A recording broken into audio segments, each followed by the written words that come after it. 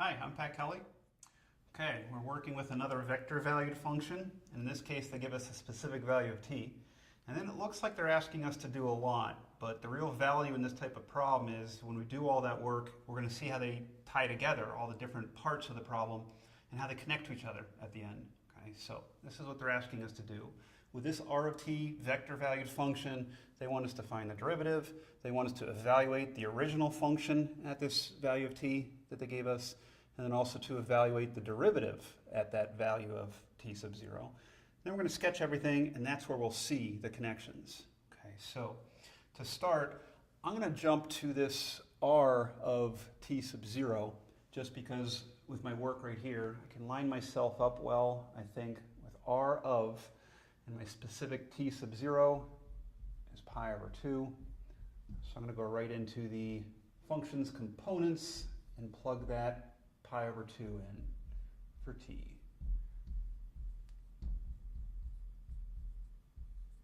Okay, evaluating cosine of pi over 2 is 0. Sine of pi over 2 is 1. That's my answer for that part of the problem. Okay, next. They do ask me for the derivative of this vector valued function.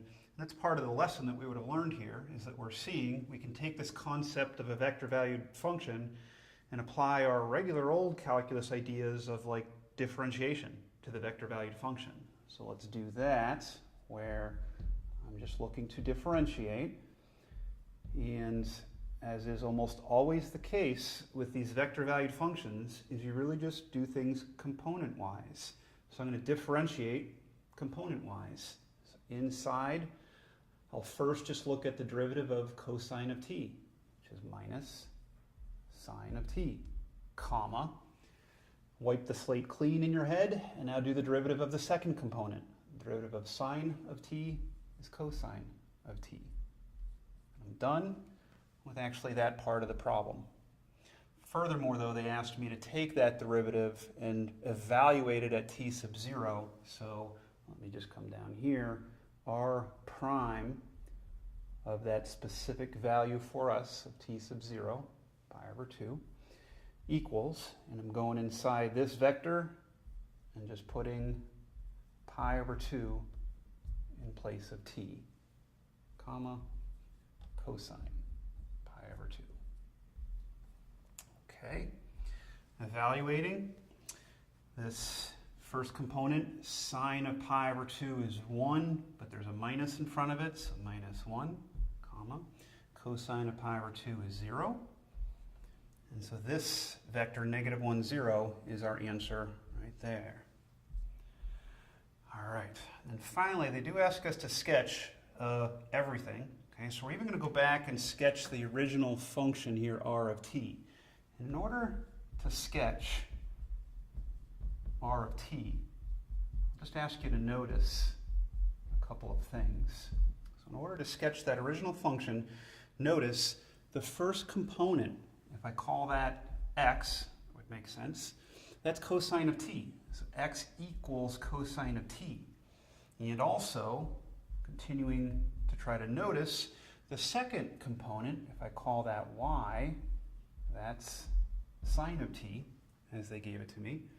And the reason I wanted to do that now then is because if you consider squaring each of these, x squared, and then adding them, y squared, see, x squared is going to be cosine squared, and y squared is going to be sine squared, and add them together, there's your good old Pythagorean identity, that will equal 1.